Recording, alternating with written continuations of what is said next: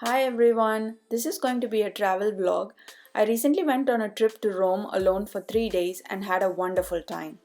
I thought if I logged everything that I did, it might help someone like me who's not an experienced traveler. So here it goes. The journey from Dublin to Rome was 3 hours and I flew with Ryanair. I booked my tickets 2 months in advance, so it was €90 both ways. We are about to land here and Rome is an hour ahead than Dublin in time. And who else loves the window seat just so they can admire the landscape during takeoff and landing? The local time is 11 a.m. here. That's the airport there. Just when you step outside, you will find many transport options to the city center. The easiest is what I'm doing here. Take a private bus. I chose Terravision. The ticket costs about €6 and you can purchase the ticket right before you board the bus. If you want to know the schedule and the timings of this bus beforehand, I will leave the link down below in the description. Just FYI, everybody in Rome speaks decent English, so you shouldn't have a problem there. But in my travels, I found the locals always appreciate when you try to speak their language, so a grazie and a ciao goes a long way. I've booked my stay at Hotel Argentina, which is right near Termini. I absolutely loved the stay there. It was clean, safe, about €90 again for 2 nights, and the location was very handy. I highly recommend this place. Since the check-in wasn't until 2 p.m., I went and bought 2 slices of pizza from a nearby pizza shop. There are plenty of these all around Rome and the shops are called Forno. Costs about €4 a slice and 1 slice is plenty for 1 person. It was 1 p.m. and I went to the nearby supermarket called Coop. Bought a bottle of water as it was 35 degrees that day and I was dying in the heat. There are water fountains available everywhere. Carry a bottle with you and you can fill it up. I don't recommend traveling to Rome in August because it was way too hot. I checked into the hotel, left my baggage, most importantly my passport and some money at the hotel, just in case I lost my handbag or wallet, and headed back out to explore the city. There are buses, trams, metro available to get around, but all you need is a good power bank. I linked the one I used down below because I loved it, and a decent data. About 6 GB of data was enough for me, and the offline maps which you download and store before you start the trip. And you can walk the entire city of Rome. It's absolutely beautiful and you will find something picture-worthy around every corner. Speaking of which, this is the Spanish Steps, and if you sign up for a walking tour, which I recommend you do if you have the time, this is where it would most probably start from. And this is when I switched on the Rick Steves app and started listening to the whole of Rome playlist I had downloaded prior to starting to travel. This app is quite amazing as it guides you step by step and gives you so much information about the history and the background of the place that you feel satisfied making the visit. I will leave the link for the app in the description down below. It took me 20 minutes to walk from my hotel to here, and once you are here, the Trevi fountain and the Piazza Venezia are quite nearby. At this point, I was quite dehydrated and water wasn't cutting it. I wanted a cold gelato, and it's always best to walk a little away from the touristy places to get a better taste of the local foods.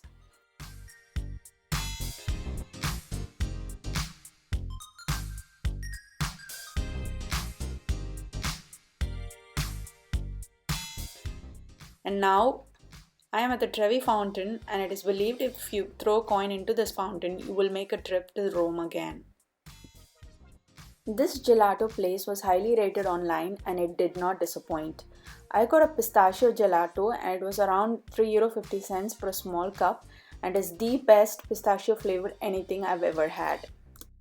Piazza Venezia was the last place I visited that day and walked back to the hotel and rested the night after a long day. I had a cappuccino and a croissant with a custard filling, which was yummy for breakfast. And this cafe is inside the Termini station, hence this view of all these trains going to neighboring cities like Naples, Venice, etc. This is the look of the metro map. I decided to take the bus on this day from Termini and used one of these kiosks to get my ticket, which was very easy to use. It accepts both cash and card, but these are not available everywhere. So if you can't find these, there are places called tobacco shops which sell metro tickets. I had booked tickets to Vatican Museum months in advance and it was around €21. I'll leave the link I used down below. My entry time was only 12 p.m. so I had plenty of time to visit other places. So here I took the 6-9 bus and got down at the 8th stop, which was Argentina. And then again, The Rick Steves app was of much use here to understand what all this was. And within 5 minutes distance is the Pantheon and the Piazza Navona, which is what we will be seeing next.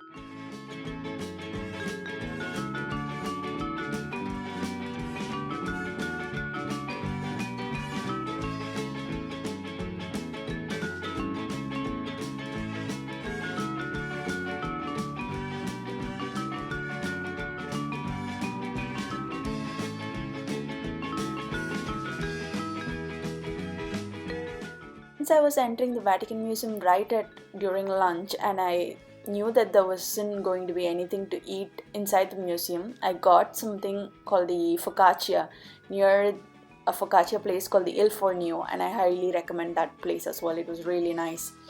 And this is a farmer's market that I came across when I was just roaming around, and it was really nice to see all the things that they were selling. If you end up here during lunchtime, there are a few pasta restaurants nearby that I will be showing you next that I highly recommend as well. One of those places have an old Italian lady making handmade pasta, and you will be able to see that through the glass doors, and it was really nice to see that. At this point I had already done a lot of walking, so I just decided to take a cab, and I was charged around €8 to get from the farmers market to the Vatican Museum, and the cab driver dropped me right at the entrance. The tour of the Vatican Museum usually takes around 2 to 3 hours, and you end up here at the St. Peter's Square after the tour. And here you can enter the St. Peter's Basilica, but since the queue was very long, I decided to just admire it from the outside. And now at this point I really wanted something sweet, so I decided to go to this shop, which was highly rated as well for tiramisu, and I tried that coffee tiramisu, which I highly recommend.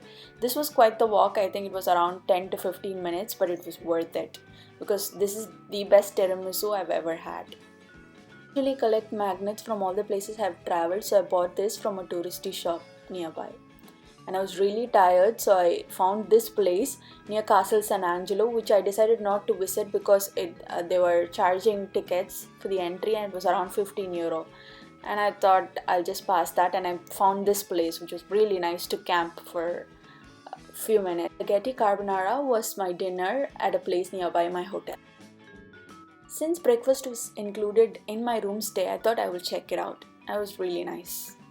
After the breakfast, I had to check out, but I left my bags there at the hotel since I was going to the Colosseum and I didn't want to carry my heavy bags.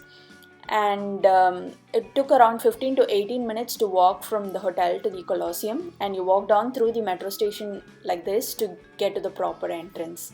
And I was around an hour and a half early to the place, so I thought I'll visit the Roman Forum and the Palatine Hill nearby. And you have to put your bags through the scan like this before you enter any public place in Rome.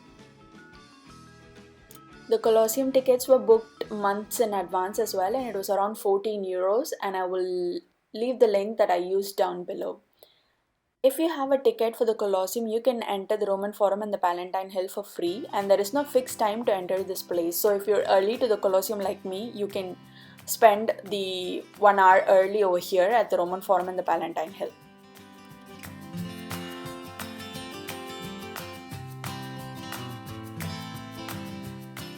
It took me around 45 minutes to get through this place, and was perfect because my entry time for the Colosseum was around 10:30.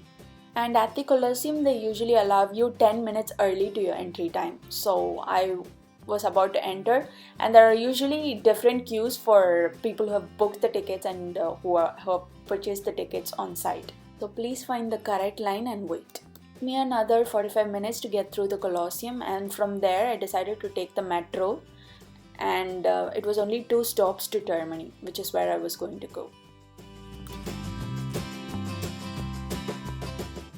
If you're at the Termini station during lunchtime, this place is really nice and was cheap as well for pasta. I had the spaghetti bolognese and it was delicious. And from there I moved on to a supermarket called the Co-op since I wanted to buy some food souvenirs for my husband back home, and I bought some delicious snacks from there as well. You need a locker to leave your luggage while you do the sightseeing. There's one inside the Termini station. And this is the central market area where I was going to board my bus back to the airport, and I took Terravision as well, and it cost around €6 again. Since there weren't going to be any good place to eat at the airport, I just grabbed a burger from the McDonald's at the Downey station for dinner. So that's the end of my trip. To be honest, since this was my first ever trip alone, it was quite nerve-wracking. So to calm my nerves, I had actually even overplanned during few situations. But all in all, this was a memorable trip, and I consider it to be quite the achievement for me. So here it goes, some unsolicited advice. If you're like me and have always been hesitant, take baby steps. Like, Rome is a very easy destination to travel and to plan for. So push your boundaries little by little, and trust me, the end result is so worth it. And you'll be so proud of yourself, because life is just way too short to be controlled by fears. And if your phone battery runs out, there are charging stations at the airport, so you can charge your phone using that. And this was the only eatery options that were available at the airport. And I've landed back in Dublin, home sweet home, and I'm very, very happy to be back.